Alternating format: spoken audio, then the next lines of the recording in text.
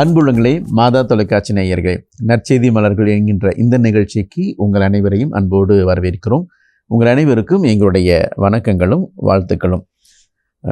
கடந்த 2 வாரமாக father Vincent Babu அழகாக தன்னுடைய அனுபவங்களை சொல்லிகிட்டு இருந்தார். முதல் வாரத்தில் பார்க்கும்போது அவருடைய தேவ அழைத்தல், 6 வயசுலே ஒரு ஃபாதர் மலையில் பூசு வைக்கிறத பார்த்து இந்த மாதிரி சாமியார் ஆகும் அப்படின்னு சொல்லிட்டு ஃபாதர் ஆகணும் அப்படிங்கிற ஒரு ஆசை வந்து அழகாக ஒரு சாமியார் இருக்கார். அதே போல் வெஸ்ட் ஆஃப்ரிக்காவில் அழகாக பணி செஞ்சிட்ருக்காரு.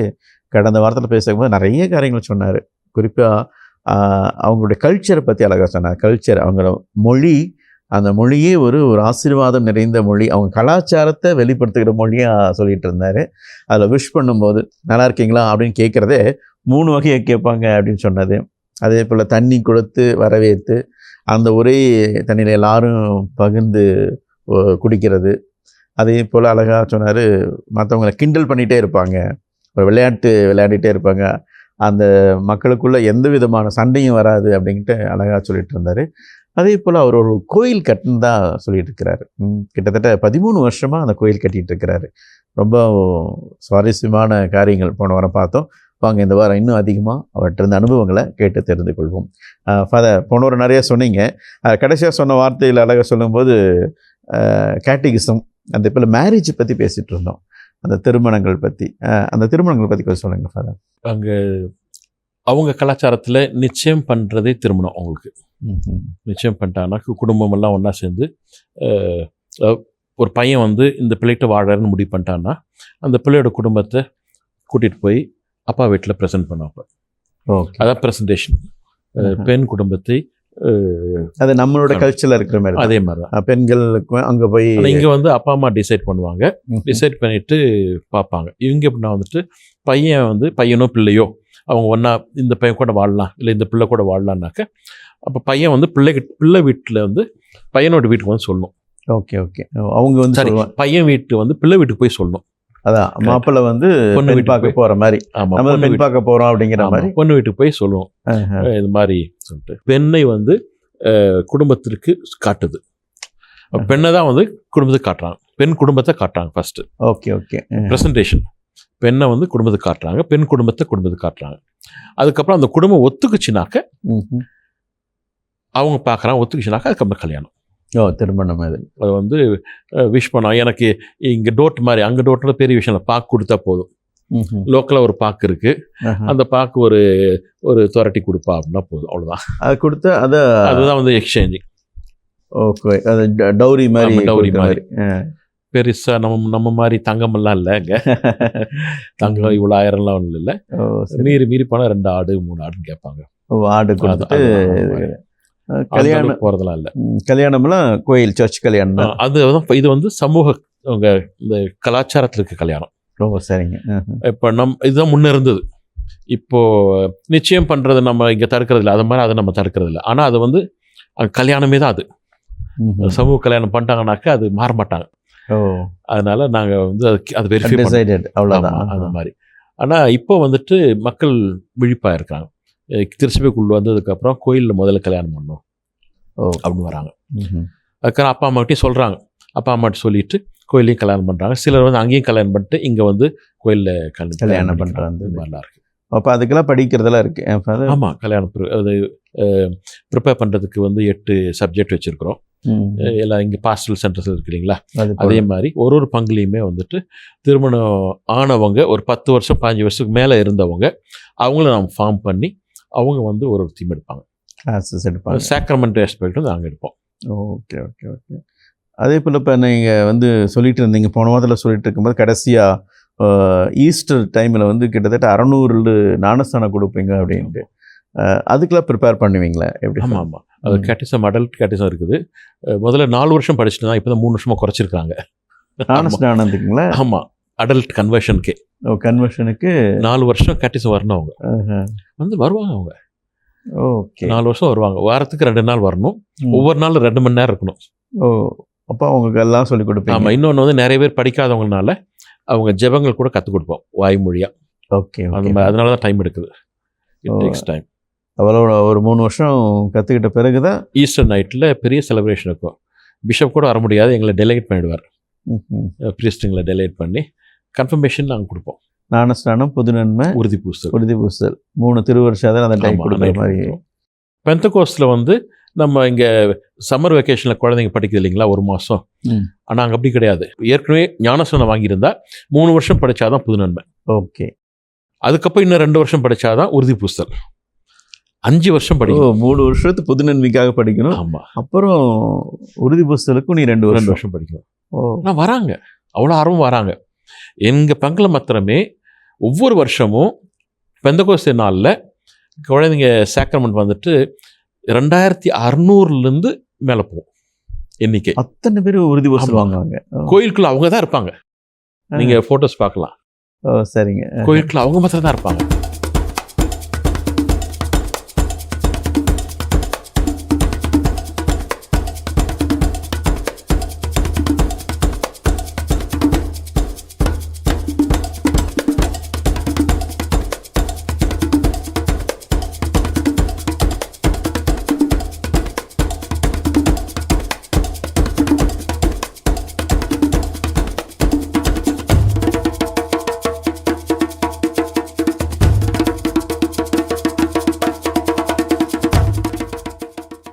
சில ஞானத்தாய் தாப்பன் வந்து சிம்பாலிக்காக வச்சுருப்போம். எல்லாம் உள்ள தான் இடம் இருக்காது. ஆமா, அதனால யாரோ ஒருத்தர் 2 பேர் ஆமா. வச்சுட்டு. ஓகே ஓகே ஓகே, பரவாயில்ல அந்த ஃபாதர். மாதிரி. பெரிய ஒரு கம்யூனிட்டி, ஆமாம், கேத்தலிக் கம்யூனிட்டி உருவாக்கிட்டு இருக்கிறீங்க அந்த இதெல்லாம். அது நிறைவு, அது ஒரு நிறைவு எங்களுக்கு. Okay okay. ஞாயிறு திருப்பலிக்கே வந்துட்டு 4000 to 6000 பேர் வருவாங்க. ஒரு பூசிங்களா ஒரு இல்லை? பூசைக்கு, ஓகே. ஒரு பூசைக்கு. அந்த மாதிரி நிறைய திருப்பலி இருக்குமா ஃபாதர்? சண்டே சாட்டர்டே சண்டே முழுமையாக பங்கு முழுவதும் 12 பூசை வைக்கிறோம். 12 பூசை. ஓ, சரிங்க. சப்ஸ்டேஷன் எல்லாம் சேர்த்து அதனால நிறைய மக்கள் வந்துட்டே நிறைய இருப்பாங்க. மக்கள். உங்களுடைய பங்குல வந்து ஞானஸ்நானம், மேரேஜ் சொன்னீங்க, இறப்பு நடந்துச்சுன்னா அதோடைய கலாச்சாரம் அவ எப்படி பண்ணுவாங்க அவங்க?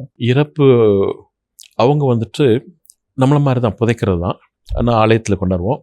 முதல்ல என்ன பண்ணுவாக்க, வீட்டில் அதுக்கு முந்தின நாள் சாயந்தரம் அன்பியத்தில் இருந்த மக்கள்லாம் ஒன்று கூடி அந்த அன்பியத்தில் அவங்க வீட்டில் போய் உக்காந்து ஒரு 1 hour இல்லை 2 மணி நேரம் ஜெபம் இருக்கும். அவங்களுக்கு ஆறுதல் தர மாதிரி ஜெபம் பண்ணுவோம். உடம்பு பாடி இருந்துச்சுன்னா அதை மையமாக வச்சு அந்த குடும்பத்துக்கு ஆறுதல் தர மாதிரி அன்பியத்தை வச்சு இல்லைங்க ஜெபம் பண்ணுவோம். முடிஞ்ச அளவுக்கு நாங்களும் அவங்க கூட இருக்க ட்ரை பண்ணுவோம். அந்த விஜில் சர்வீஸ் சொல்கிறோம். இறப்பு பூசைக்கு முந்தின நாள் வீட்டில் அவங்களுக்கு ஆறுதல் சொல்கிற மாதிரி ஜெபம். ஓ, அதுக்கப்புறம் அடுத்த நாள் திருப்பலியில் நாங்கள் கலந்துக்குவோம். அந்த விஜில் சர்வீஸில் அந்த இறந்தவரை பற்றி பேசுவாங்க. அந்த நைட்டு விசுவாச அந்த எப்படிலாம் வாழ்ந்தாரு, குடும்பத்துக்கு என்னெல்லாம் செஞ்சார், அவருடைய வாழ்க்கை பூரா அவங்க சொல்லுவாங்க. ஓகே. ஆலயத்துலேயும் அதே மாதிரி அவர் ஃபோட்டோ வச்சு பூசை முடிஞ்ச போது அவரை பற்றி சுருக்கமாக சொல்லி அதுக்கப்புறம் அடக்க சடங்கு இருக்கும். அது எப்பயும் போல நடக்கும்போது நடக்கும். Okay okay. அவங்க கலாச்சாரம் மாதிரி எதுவும் இல்லை? அவங்க கலாச்சாரம் மாதிரி இல்லை. அவங்க சில விஷயங்களாக இருக்குது, அதெல்லாம் நான் எடுத்துக்கிறது இல்லை. அதை விட்டுடுவீங்க? அதெல்லாம் விட்டுருவேன். கலாச்சாரம் சார்ந்த விஷயம்லாம் விட்டுருவேன். ஏன்னா சாக்ரிஃபைஸ் பண்ணுவாங்க. Okay okay. அவங்க கலாச்சாரப்படி வந்துட்டு அவங்க வந்து திரும்பி தொந்தரவு பண்ணக்கூடாது அப்படின்னு ஒரு பயம், ஆவிகள் வந்து தொந்தரவு பண்ண அப்படின்னு பயம் இருக்கும். அதுக்காக கலாச்சார முறைப்படி கோழி வெட்டி விடுவாங்க. அப்புறம் உனக்கு கோழி வெட்டி ரத்த வலி கொடுத்துட்டேன் எங்கிட்ட அந்த மாதிரி. அதெல்லாம் வந்து திருச்சபை வந்து அந்த பள்ளி ஆண்டோர் பள்ளி எல்லா பள்ளியும் கழுவுறதுனால இப்போ அது இப்பெல்லாம் மாறிட்டு இருக்கு. அந்த பேச்செல்லாம் இல்லை. ஆனால் முதல்ல இருந்தது. இப்போ அதில் மாற்றமாகி திருப்பலியோட முடிஞ்சிச்சு அப்படிங்கிற ஒரு இது. அது போக இன்னும் அது நல்ல மாற்றம் கொண்டு வரதுக்காக என்ன சொல்கிறாங்கன்னா வந்துட்டு வருஷத்துக்கு ஒரு முறையாவது பெரிய அளவில் இறந்தவங்களுக்காக நினைச்சு ஒரு செலிப்ரேஷன் வைங்க அப்படின்றாங்க. ஓகே. அந்த நாளில் வந்துட்டு வருஷம் 3 முறை ஒரு டேட் குடிச்சிடுவாங்க திருச்சபையில். அந்த நாட்களில் எந்தெந்த குடும்பமெல்லாம் முடியுமோ அவங்கெல்லாம் வந்து பேர் கொடுத்துட்டு அதுக்கு முந்தின நாள் பெரிய அளவு விருந்து வச்சு துக்கம் கழிக்கிற மாதிரி இருக்கும். அதே சமயத்தில் அவங்களுக்காக ஜெபிச்ச மாதிரி இருக்கும். ஓகே. மாதிரி கொண்டாடுவாங்க. நல்லா இன்ட்ரெஸ்டிங்காக இருக்குது ஃபாதர் உங்களுடைய இது. அதே போல் அவங்களோட விசுவாசம், ஆழமான விசுவாசம், நீங்கள் சொல்கிறத கேட்கும்போது நிறையா விசுவாசத்தோடு நிறையா இருக்கிறாங்க. அப்படின்னு திருப்பலியில் எப்படி இருப்பாங்க அவங்களுடைய அட்டென்ஷன்ஸ்? அதெல்லாம் ரொம்ப சிம்பிள் பீப்புள் ஃபாதர். நிறைய விஷயம் எனக்குலாம் எவ்வளோ சொல்கிறது, டெய்லி பூசைக்கு 500 பேர் குறைய மாட்டாங்க. 15 கிலோமீட்டர் சைக்கிளில் வருவாங்க. பூசைக்காக 5:45 காலையில் 5:45 பூசை பார்த்துட்டு அதுக்கு முன்னாடி மாதா குரோட்டிலேருந்து ப்ரே பண்ணிட்டு வந்து உட்காந்து கோயிலில் ஜெபம் பூசை பார்த்துட்டு காலை பூசை ஷார்ட்டாக தான் வைப்போம். அதுக்கப்புறம் 1/2 மணி நேரம் 3/4 மணி நேரத்தில் அவங்க கிளம்பி 30 கிலோமீட்டர்லாம் சைக்கிளில் போவாங்க வேலைக்கு போவாங்க. அந்த மாதிரி மக்கள். சாயந்தரம் வந்தாலும் மாதாவை பார்த்துட்டு அதுக்கப்புறம் வீட்டுக்கு போவாங்க. ஓகே. அந்த மாதிரி ஒரு மக்கள். ரொம்ப விசுவாசம். ஞாயிற்றுக்கிழமை திருமலையில் நான் சொன்ன மாதிரி 4000 பேர்லேருந்து 6000 பேர் ஒரு பூசைக்கு. 20 பேர் சேர்ந்து நன்மை கொடுப்போம். அந்த மாதிரி இருக்கும். அக்டோபர் மாதம்லாம் பார்த்தீங்கன்னா வந்து அன்பிய வாழ்க்கை ரொம்ப ஸ்ட்ராங்கு. அங்கே அன்பியம் ரொம்ப ஸ்ட்ராங்காக இருக்கும். அக்டோபர் மாதம் மாதா ஸ்டாச்சு எடுத்துகிட்டு போவாங்க. ஒரு அன்பியத்தில் வச்சுருந்து சில சமயம் 1 வாரம் வச்சுருப்பாங்க, சில 1 நாள் வைப்பாங்க.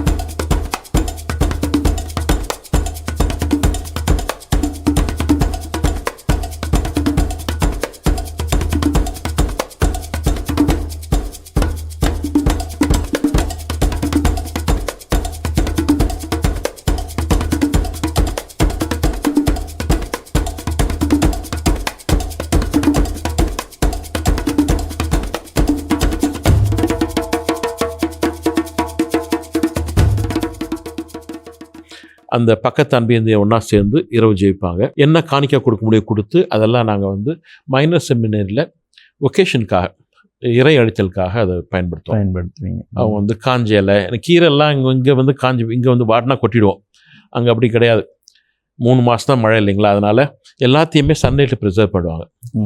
வெண்டைக்காய் வத்தல், கத்திரிக்காய் வத்தல் எல்லாமே. அதே மாதிரி கீரைகளும் வெயிலில் காய வச்சு மூட்டையாக இருக்கும். அதுதான் காணிக்கை கொடுப்பாங்க. ஓகே. அது சமைக்கும் போது நாங்கள் அதான் போட்டு சமைப்போம். அது நல்லா இருக்கும். களி மேக்ஸிமம் அவங்க சாப்பிட்றது மக்காச்சோள களி, இந்த மாதிரி கீரை குழம்பு, இது மாதிரி மக்காச்சோளம் கொண்டாடுவாங்க, கீரை கொடுப்பாங்க. இந்த மாதத்தில் 1 மாதம் அக்டோபர் மாதம் பூரா அதை கொண்டு போய் நாங்கள் மைனஸ் கொடுப்போம் ஒகேஷன் இறையலுக்காக. அவங்க விசுவாசம் ரொம்ப ஆழமானது. நம்ம இது சின்ன சிறுத்தை தொடங்கியிருக்கு 125 வருஷம் தான். தி லாங் டு ரிசீவ், ஆர்வத்தோடு ரிசீவ் பண்ணுறாங்க அந்த நற்கருணை. எல்லாமே ரொம்ப அவங்க ஆர்வத்துக்கு ஈடு கொடுக்க முடியல, அந்த அளவுக்கு அவங்களுடைய விசுவாசம் இருக்கு. ஓகே ஃபாதர், நீங்கள் அன்பியம் அங்கே போய் நடத்துவீங்க இல்லைங்களா? அவங்களாம் போவீங்க. அதுக்கு அன்பியமெல்லாம் நல்லா ஸ்ட்ராங்காக இருக்குங்களா? ரொம்ப. இப்போ முதல்ல எங்கள் பங்கு உருவாக்கும் போது 7 அன்பியம் உருவாக்கணும். இப்போ 46 அன்பியம் இருக்குது. ஒரு அன்பியம் 1 கிலோமீட்டர் அளவு இருக்கும். 1000 1500 குடும்பம் இருக்கும். அந்த அளவுக்கு எங்கள் பங்கில் செவ்வாய்க்கிழமை அன்பிய நாள். எல்லாத்துலேயும் அந்த நாள் ஜெபம் இருக்கும். எப்படி நாங்கள் ஒரு பீஸ்ட்டு ஒரு 9 அன்பியத்துக்கு பிரிச்சுக்கிறோம். எனக்குன்னு ஒரு 9 அன்பியம் இருக்கும். நாங்கள் சொல்லாமல் கொள்ளாமல் போவோம் ஜெபத்துக்கு. டக்குன்னு போய் உட்காந்து கூட ஜெயிப்போம். திடீர்னு பூசை வைப்போம், அவங்களுக்கு ஒரு மோட்டிவேட் பண்ணுற மாதிரி. இது போக அவங்க இன்னும் எக்ஸ்ட்ரா 2-3 நாள் ப்ரே பண்ணுவாங்க. ஓகே. ஜெபங்கள் அவங்க கண்ட்ரோல் பண்ண நிறைய பெருசாக வைக்காதீங்க. ஏன்னா ஒரு சிலருக்கு கரிஸ்மேட்டிக் பிடிக்கும், ஒரு சிலர் பிடிக்காததுனால அவங்களுக்கு ஒரு எப்படி ஜெபிக்கணும்னு அன்பியன்னு ஒரு வரவேற்புவீங்க செய்கிறாங்க. அவங்க திருவிழா கூட 7 நாள் ப்ரிப்பரேஷன் இருக்கும். 46 திருவிழாக்கள் வருஷத்துக்கு ஒரு அன்பியம். அப்போ அந்த திருவிழாக்கு ப்ரிப்பேர் பண்ணும்போது வருஷ தொடக்கத்தில் ப்ரிப்பேர் பண்ணுவாங்க. பங்கு சமையற்றையும் இந்த இன்சார்ஜ் சமையற்றையும் கொடுத்து ஓகே வாங்கிக்குவாங்க, என்னென்ன செய்கிறோன்னு சொல்லிட்டு இந்த வருஷத்தில். ஓகே. அதுபடி வந்து பக்கத்து அன்பி இந்த அன்பி ஒன்றா சேர்ந்து, இப்போ அங்கே இளைஞர்கள் நல்லா இருக்காங்களா, அவங்கள இங்கே வச்சுக்கிட்டு என்ன செய்யலான்னு பேசுறது. அந்த மாதிரி பெண்கள் மூவ்மெண்ட் நல்லா இருக்குதா, அவங்கள வச்சுட்டு என்ன செய்யலாம்ட்டு ஒரு அன்பையும் கலந்து பேசுவாங்க. ஞாயிற்றுக்கிழமை வந்துட்டு அவங்க வந்து ஒரு 30,000 செலவு பண்ணுவாங்க. செலவு பண்ணி ஒரு மார்க்கெட் மாதிரி வச்சு அவங்க சாப்பிட்ற விஷயம்லாம் அங்கே வச்சு பக்கத்தில் இருக்க எல்லா அன்பியமும் ஒன்றா இருந்து நாள் பூரா உட்காந்து ஒருத்தரோடத்தோட உருவாடுவாங்க. நல்ல ஒரு கலாச்சாரம், ஒரு அவங்களுக்கு ஒரு நல்ல ஒரு அன்பு உறவு இருக்கிறதுக்கு, தெரிஞ்சுக்கிறதுக்கு நல்ல ஒரு சிஸ்டம் இருக்கு. அன்பு ரொம்ப ஸ்ட்ராங்காக இருக்கு அவங்களுடைய இதுக்கு இருக்கு. அப்புறம் ஃபாதர், அவங்களுடைய கலாச்சாரங்கள், ஃபுட் ஹேபிட் சொன்னீங்க. ஃபுட்டு வந்து அவங்களுக்கு மக்காச்சோளம் இல்லைங்களா? மக்காச்சோளம், கீரை, சோளம் இருக்குது. நம்ம சோளம் இருக்கு இல்லைங்களா, சின்ன சோளம், சிவப்பு சோளம், கருப்பு சோளம், அது இருக்குது. அப்புறம் கம்பு இருக்குது, அரிசி இருக்குது. அரிசி வந்து கொஞ்சம் ரேர். ஓகே. ஆனால் மக்காச்சோளம் இதுதான். அது மாதிரி கிழங்குகள் இருக்குது, குச்சி கிழங்கு, இன்னொரு கிழங்கு ஞாம்னு சொல்கிறாங்க, ஒரு பெருசாக நீளமாக இருக்கும், அது யூஸ் பண்ணுறாங்க.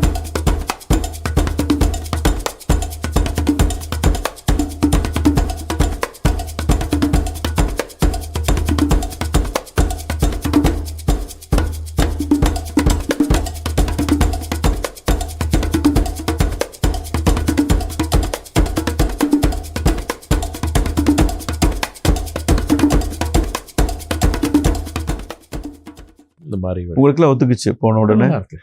ஒரு மிஷினரின்ற வந்து முதல்ல அவங்க பேசுகிற மொழியை ஏற்றுக்கணும், சாப்பிட்ற சாப்பாடு எடுத்துக்கணும் இல்லைங்களா. அதனால் அதெல்லாம் உங்களுக்கு பழகிடுச்சு. Okay father. அதே போல் அவங்களுடைய விழாக்கள் எப்படி ஃபாதர்? இப்போ கிறிஸ்மஸ், அது நியூ இயர் அதெல்லாம் தனி. இது அவங்களுக்குன்னு ஒரு லோக்கல் விழா ஏதாவது இருக்குங்களா? ட்ரெடிஷ்னல் விழாக்கள்லாம் இருந்துருக்குது, அதெல்லாம் எடுத்துட்டாங்க. பெருசாக இல்லை, எடுத்துட்டாங்க. ஏன்னா நிறைய வந்து சாக்ரிஃபைஸ் சார்ந்தது இருந்ததுனால, பழி செலுத்துறது மாதிரி ஆடு வெட்டுறது அந்த மாதிரி இருந்தால் அதெல்லாம் இப்போ திருச்சபை ஒழுங்குபடுத்தியிருக்குது. இப்போ கிறிஸ்தவனாக்க கிறிஸ்துவ மதம் சார்ந்த விழாக்கள் தான், இஸ்லாம்னா இஸ்லாம் சார்ந்த விழாக்கள் தான். அரசு மற்ற கவர்மெண்ட் மற்ற ஒரு விஷயம் என்ன பண்ணாங்கன்னா வந்து பெண்கள் நாள் சொல்லி ஒரு நாள் ஒதுக்கி கவர்மெண்ட் அதை வந்து ஒரு பிரசிடென்ட் இன்சிஸ்ட் பண்ணியிருக்கிறாரு. அன்னைக்கு வந்து ஆம்பளைங்க தான் சமைக்கணும். இல்லைன்னு என்ன பண்ணணும், அட்லீஸ்ட்டு பெண்கள் காசு கொடுத்து ஆம்பளைங்க போய் வாங்கிட்டு வந்தால் கொடுக்கணும். அன்னைக்கு வந்து பெண்கள் ஒன்றும் வேலை செய்யக்கூடாது. Okay, it's women's day. Entire year they are suffering. You don't know what. அரிசி விலை கூட என்னன்னு தெரியாது உனக்கு, தக்காளி விலை கூட என்னன்னு தெரியாது உனக்கு. அன்னைக்கு நீ காசு கூட இல்லை, போய் வாங்கிட்டு வா, நீ செய் அப்படின்னு. அன்னைக்கு விமென்ஸ் டே, மார்ச் 8ஆம் தேதி பெண்கள் நாள் சொல்லிட்டு அன்னைக்கு பூரா அது வந்து ஒரு பெரிய விழாவாக இருக்கும். அன்னைக்கு நேஷ்னல் ஹாலிடே. வந்து சமைக்க முடியாதவங்க வெளில கூட்டு போய் சாப்பிட வைப்பாங்க, இந்த மாதிரி இருக்கும். அது மாதிரி அவங்களுடைய தொழில் எந்த ஃபாதர்? விவசாயம் சொன்னீங்க, அப்புறம் கால்நடை. ஆமாம், அதான் மேஜர். அதான் மேஜர் விவசாயமும். ஏன்னா பாருங்களேன், கேபிட்டல் நம்ம தமிழ்நாட்டுடைய கேபிட்டலோட பாப்புலேஷன் தான் அவங்க கண்ட்ரியோட பாப்புலேஷன். நிறைய பேர் கேபிட்டல் இருக்காங்க தலைநகரத்தில். அவங்க நிறைய பேர் அவங்க நிறைய எண்ணிக்கையாக இருக்காங்க. மற்றபடி கிராமங்களில் பார்த்தீங்கன்னா வந்து கம்மி, ரொம்ப கம்மி. ஒரு வீடு இருக்கும், 2 வீடு 3 வீடு சேர்ந்தா ஒரு கிராமம். ஓகே, அப்படி இருக்கும். அப்புறம் ஃபாதர் உங்களுடைய பங்கு, பெரிய பங்கு சொன்னீங்க நீங்கள், 50,000 60,000 கேத்தலிக்ஸ் இருக்கிறாங்க அப்படின்ட்டு. கிளை பங்குகள் இருக்குங்களா? எங்களுக்கு கிளை பங்கு இருக்கு சாமி. அது எப்படி ஃபாதர்? எங்கள் பங்குலேயே சப்ஸ்டேஷன் மாதிரி தான். சப்ஸ்டேஷன்ட்டு சின்ன சின்ன கிராமமும் இருக்குது உள்ள பங்கு. கேபிட்டலுக்குள்ளேயே சின்ன கிராமம் இருக்குது. நாங்கள் வந்து பல்கியூன்னு ஒரு இடம் இருக்குது, அது ஒரு கிளை பங்கு. இப்போ வந்துட்டு நசரேத்துன்னு ஒரு பங்கு, சென்ட் பால்னு ஒரு பங்கெல்லாம் போவீங்க? கிளை பங்கு. அங்கே மாதம் வைப்பீங்களா? சண்டே மாதம். அது தூரம் எப்படி ஃபாதர்? ரொம்ப தூரங்களா இல்லை? அதிக தூரன்றது வந்து 14 கிலோமீட்டர். Okay okay. சுற்றி போனால், ஷார்ட்டாக போனால் 7 கிலோமீட்டர். அங்கெல்லாம் போகிறதுக்கெல்லாம் வெஹிக்கிள்ஸு கேபிட்டலில் இருக்கனால பிரச்சனை இல்லை. நாங்கள் இந்த பங்கு கேபிட்டலில் இருக்கனால பிரச்சனை இல்லை. மற்ற இடங்கள்னாக்க கொஞ்சம் இறங்கி ஏறி போகணும். அதுதான். நீங்கள் இந்த பங்குலேயே தான் இருந்திருக்கிறீங்க, வேறு இடம் போயிருக்கீங்க? இந்த பங்கில் நான் அங்கே தான் இருந்திருக்கேன். கரெக்ட். அங்கேயே இருந்துட்டு அப்படியே போயிருக்கீங்க. இப்போ 3 இடத்துல இருக்கோம். கப்பிச்சின் மிஷன் 3ஆக பிரிஞ்சிரு, 3 இடமா வளர்ந்துருக்குது. இன்னொரு பங்கு வந்திருக்கு எங்களுக்கு, அது கிராம பங்கு. ஃபர்மேஷன் ஹவுஸ் இருக்குது. Okay okay. இப்போ புர்கினா ஃபாசோ, புர்கினாபேன்னு சொல்கிறோம், ஆஃப்ரிக்கன். அவங்க வந்து 4 ப்ரீஸ்ட் இருக்கிறாங்க. 7 பேர் நித்திய வார்த்தை பார்த்து கொடுத்தவங்க இருக்கிறாங்க என்கிட்ட. Okay okay father. நீங்கள் கிட்டத்தட்ட இப்போ 22 வருஷம் இருந்திருக்கீங்களா? ஆஃப்ரிக்காவுக்குன்னு சொல்லலாம், அவ்வளோ ஒதுக்கியிருக்குன்னு சொல்லலாம். ஆனால் ஆஃப்ரிக்காவில் இருந்த வருஷங்கள், ஆஃப்ரிக்கா அங்கே இருந்த வருஷங்கள்னா வந்து 2003 12 வரைக்கும், அதுக்கப்புறம் 18 வரைக்கும். Okay okay. இப்போ இத்தனை வருஷம் அங்கே இருந்திருக்கீங்க. உங்களுடைய அனுபவங்களில் ரொம்ப சந்தோஷமாக நான் இது செஞ்சேன், அது ஒரு சாட்டிஸ்ஃபேக்ஷன், ஒரு மகிழ்ச்சி அப்படின்னு எந்த காரியத்தை சொல்லுவீங்க? அஃப்கோர்ஸ் கண்டிப்பாக வந்து நீங்கள் வந்து கோயில் கட்டுறதை சொல்லிடுவீங்க. அவ்வளோ பெரிய கோயில், 4000 பேர் உட்கார வைக்கிற கோயில் சொல்லுவீங்க. அதுக்கப்புறம் நான் இதை செஞ்ச பிறகு ரொம்ப சந்தோஷமாக இருந்தேன் அப்படின்னு. நான் ஒரு சின்ன விஷயம் என்ன சொல்லணும், இந்த கோயில்ன்றதை விட கடவுள் வந்துட்டு ஒருவேளை பணமுள்ள ஒரு நாட்டிலேருந்து அமைச்சிருந்தாங்கன்னா உறவுகள் வேற மாதிரி இருந்திருக்கலாம். இப்போது இங்கிருந்து போகும்போது என் கையில் ஒன்றும் இல்லை, கீத்து கொட்டாய் தான், என்ன கொடுக்குறதுன்னு தெரியல. அந்த மாதிரி நேரத்தில் வந்துட்டு உண்மையிலே அது ஒரு நல்ல விஷயம்னே தெரிஞ்சது. ஒருவேளை அதுதான் என்னை வந்துட்டு நான் கொடுக்குறோம், நீ வாங்குறவன் இல்லை, நம்ம ஒன்றா சேர்ந்து செய்கிறவங்க அப்படின்ற ஒரு உணர்வு வந்து இது வரைக்கும் பார்த்தாலே கடவுள் அந்த அளவுக்கு நம்ம வச்சிருந்தா எந்த குறை வைக்காமல் இன்ன வரைக்கும் கொண்டாந்துருக்கிறாரு அப்படிங்கிற ஒரு வந்திருக்கு எனக்கு. Okay father. சரி, இப்போ அடுத்த கேள்வி ஃபாதர். எப்படின்னா, இவ்வளோ ஒரு சந்தோஷமாக நீங்கள் சொல்லுறீங்க, நீங்கள் என்னைக்காவது அங்கே இருந்துக்கும்போது கொஞ்சம் கஷ்டப்பட்டுருப்பீங்க. சரி, என்னடா இது, யாரோ திட்டிருப்பாங்க, இல்லை ஏதாவது ஒரு கஷ்டமான தருணங்கள் ஏதாவது? இருந்ததுதான். என்னன்னாக்க போகும்போது ஒரு சில பிரச்சனைகளால் பங்கில் இருந்த முக்கியமான ஒரு 17 தலைக்கட்டுகள் அவளை வந்து பிஷப் வந்து சஸ்பெண்ட் பண்ணி வச்சிருந்தார். ஓகே. மிஸ் அண்டர்ஸ்டாண்டிங் இருந்தது. அன்பியத்தை அவங்க புரிஞ்சிக்கல ஆரம்பத்தில். சரி. அவள் வந்து அதனால் ஆஃப்ரிக்கன் ஃபாதர் தான் இன்சார்ஜாக இருந்தால் நான் அவங்க கூட கற்றுக்கிட்டு இருந்தோம். அந்த பருவத்தில் முதல் 3 வருஷங்களில் இந்த பிரச்சனைலாம் இருந்துச்சு. அதனால் அவங்க நிறைய பிரச்சனை பண்ணி அன்பியமே வேண்டான்ற மாதிரி இருந்து அந்த ஆஃப்ரிக்கன் ஃபாதர் பிரச்சனை கொடுத்துட்டு இருந்தாங்க. அதனால் பிஷப் வந்து 3 கோயிலை மூடிட்டார். அந்த அளவுக்கு பிரச்சனை இருந்தது. அதே மாதிரி 17 தலைக்கட்டை வந்து சஸ்பெண்ட் பண்ணியிருந்தார். கோயிலில் எந்த காரியத்தையும் ஈடுபடக்கூடாது அப்படின்னு. தலைக்கட்டுனா குடும்பங்கள், பெரிய வீட்டு பெரியவர்னாக்கா அவங்க குடும்பம் பூரா வரமாட்டாங்க, அப்படியே வரமாட்டாங்க அந்த மாதிரி. அதனால தலைக்கட்ட சொன்னாங்க. 17 ஆட்கள் சஸ்பெண்ட் பண்ணியிருந்தாங்க. அந்த மாதிரி நேரத்தில் வந்துட்டு நான் பங்கு சாமார் ஆகிறேன். மக்களுக்கு ஒரு பயம் இருந்தது. யார் என்னன்னு தெரியாது. இந்த மாதிரி இப்போ எனக்கு என்ன பயம்னாக்க நான் என்ன போய் அவங்கள்ட்ட பேசுறது, மொழி தெரியாது. ஆனால் போராடி மக்கள்கிட்ட வந்து முதல்ல வந்துட்டு மொழி அந்த அரகுர மொழியிலேயே போய் அன்பியன்னா என்ன, கோயில்னா என்ன, இதெல்லாம் பேசி விளக்கி போராடி 1.5 வருஷத்துக்கு அப்புறம் ஆலயம் திறக்கலாம் அப்படின்ற அளவுக்கு கொண்டாந்தோம். அப்படி இருந்தும் மக்கள் பயத்தில் சப்போர்ட் பண்ணாமல் இருந்தாங்க. ஓகே. அப்போல்லாம் ரொம்ப ஃபீலிங் இருந்தது. ஒரு முறை கூட ஒரு ஆலயத்தில் உட்காந்து நான் வேண்டிட்டேன். கண்ணு தண்ணி வந்து எனக்கு, அந்த உனக்காக தானே போராடுறேன், ஏன் இந்த அளவுக்கு மக்கள் புரிஞ்சிக்க முடியல. கோயில் திறந்துடலாம், அது பெரிய மேட்டரே இல்லை. நமக்குள்ள அண்டர்ஸ்டாண்டிங் இல்லாமல் கோயில் திறந்து என்ன பிரயோஜனம் அப்படின்னு ஒரு ஃபீலிங் இருந்தது. ஆனால் அதெல்லாம் மாறி போச்சு. இன்றைக்கி பாருங்கள், அவங்க கோயில் கட்டுறாங்க. அதுதான் அவ்வளோ மாற்றங்கள் வந்திருக்கு. ரொம்ப சந்தோஷம் ஃபாதர். நிறைய காரியங்கள் உங்களோடு பேசணும், தொடர்ந்து பேசுவோம் ஃபாதர். அன்புள்ளங்களே, ஃபாதருடைய அனுபவங்கள் நிறைய காரியங்கள் சொன்னார். உண்மையாலுமே வித்தியாசமான அவங்களுடைய விசுவாசத்தை பற்றி சொல்லுகிற போது சொன்னார் ஃபாதர், 7 கிலோமீட்டர் தாண்டி வந்து கூட பூசாக்கி வருவாங்க, அதுவும் டெய்லி மாஸ் அப்படிங்கிற ஒரு ஆழமான ஒரு விசுவாசத்தை சொல்லி கொடுத்தாரு. அதே போல் புதுநன்மை உறுதி பூசல் அப்படின்னாலும் கூட ஒரு 3 வருஷம் அவங்க படிக்கணும், உறுதி பூசத்துக்கு மறுபடியும் 2 வருஷம் படிக்கணும் அப்படின்னு சொல்லி அந்த மறைக்கல்வி பற்றியும் ஆழமாக அவங்க கற்றுக்கணும் அப்படிங்கிறத பற்றிலாம் சொல்லிட்டு இருந்தார். தொடர்ந்து அடுத்த வாரம் இன்னும் அதிகமான அவருடைய அனுபவங்களை கேட்டு தெரிஞ்சுக்கொள்வோம். அதுவரை உங்களிடமிருந்து விடைபெறுகிறோம். நன்றி, வணக்கம்.